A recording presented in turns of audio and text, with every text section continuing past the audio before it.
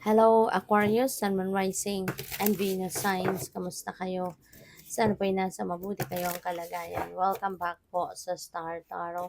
At kung bago kayo rito, welcome din po kayo. Please subscribe, like, share my videos, and leave me a comment po kung nakaresonate kayo. Thank you. So, tingnan natin kung anong paunang mensahe ni Aquarius. We have the Poet. Ayan. So this signifies, no, Aquarius, na maybe there is some things, no, na kailangan mong pag-isipan, or maybe you have a situation wherein baka na-stress na kayo, napagod na kayo, kaya this is calling on you, no, na this is your time. Give yourself time para makahinga, give yourself time a breather, give yourself time to reflect and do some kind of introspection. Okay? Kasi maaari, no, na ang iba talaga sa inyo siguro, um, hindi na kayo masyadong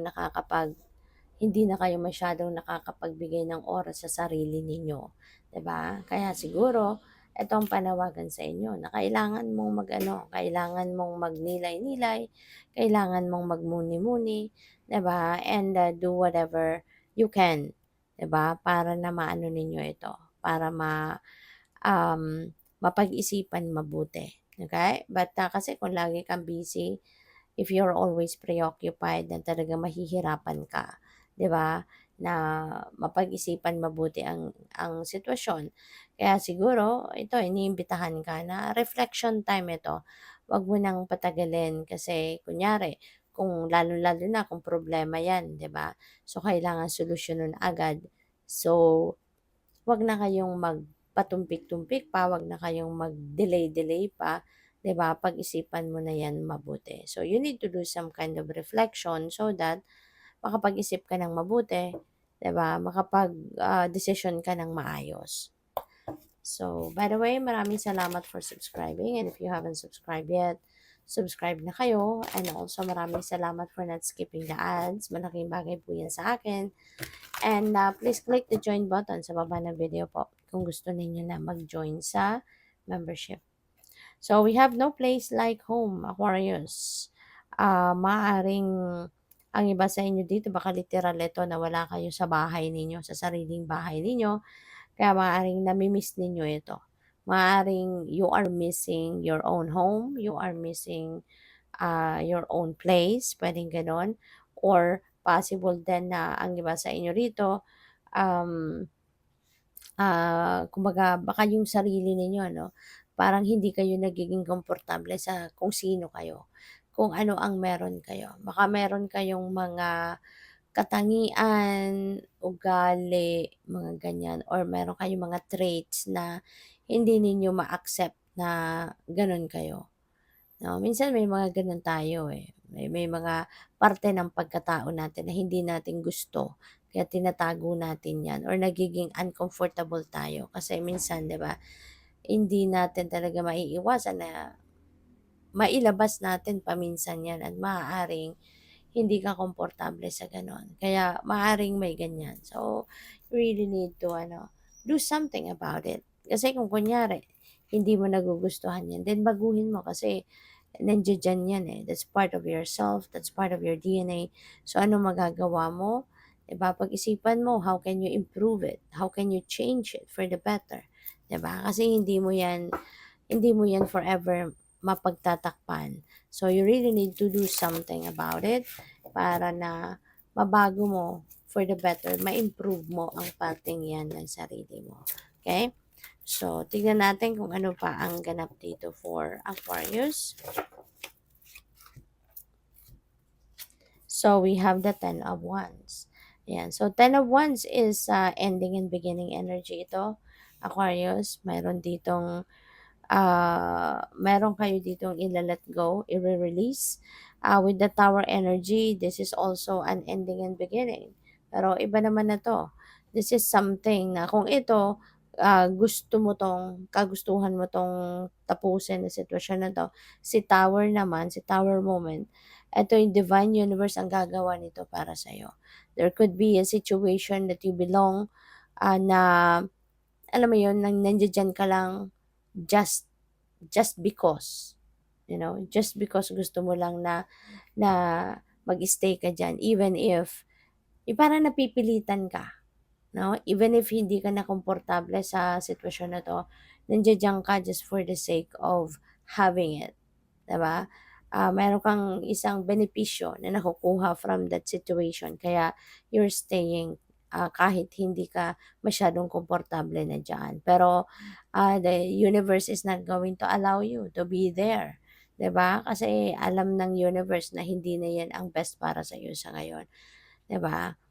Kaya 'yun ang mag-e-end, 'yun ang tatapusin ng universe. There will be a little shake up in your life, kung ano mang bagay, kung ano man ang sitwasyon na 'to sa buhay mo para matanggal ka, 'no? Para makaalis ka, mapilitan kang umalis sa sitwasyon na 'yan kasi that's no longer yours, that's no longer for your best interest. Kaya gagawa ng paraan ng universe para makaalis ka sa sitwasyon na 'yan. Pero huwag kang mag-alala kasi where you are heading is dadalhin ka ng universe sa sitwasyon na kung saan naka-align ka na sa inyong destiny. Kasi dapat matagal ka nang napunta doon.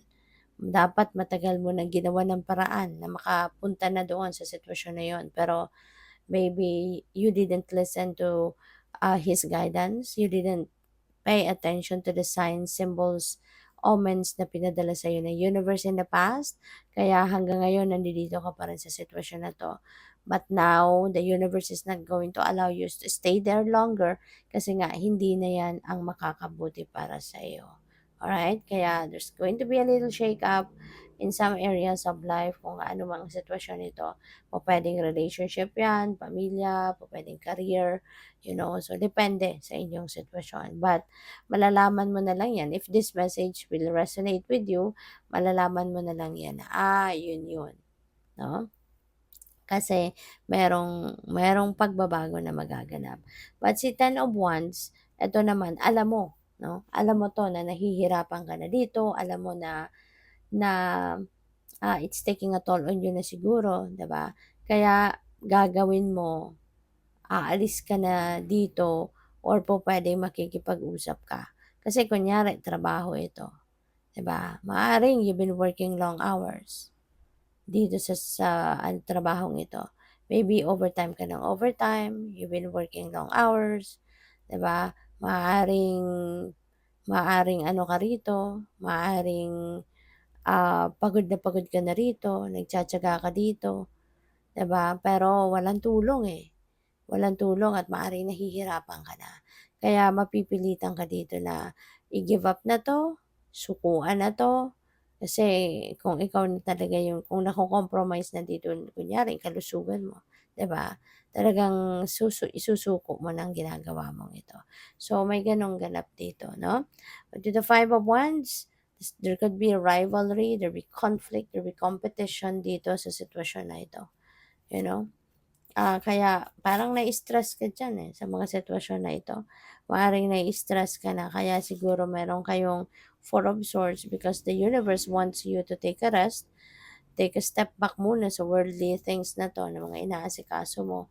Pahinga ka muna para na makapag-isip ka ng maayos, makapag-isip ka ng mabuti so that you can make a good decision. You can make a beautiful decision na hindi mo pagsisisihan. Okay? Kaya pagmuni-munihan mo muna ang mga yan. Alright? So, tignan mo, no, itong last couple of cards, no, napakaganda. See the world, no, meron ka din palang maa-accomplish dito. This is a time for success. This is a time for accomplishment, achievements. So, meron ditong pagtatagumpayan ka.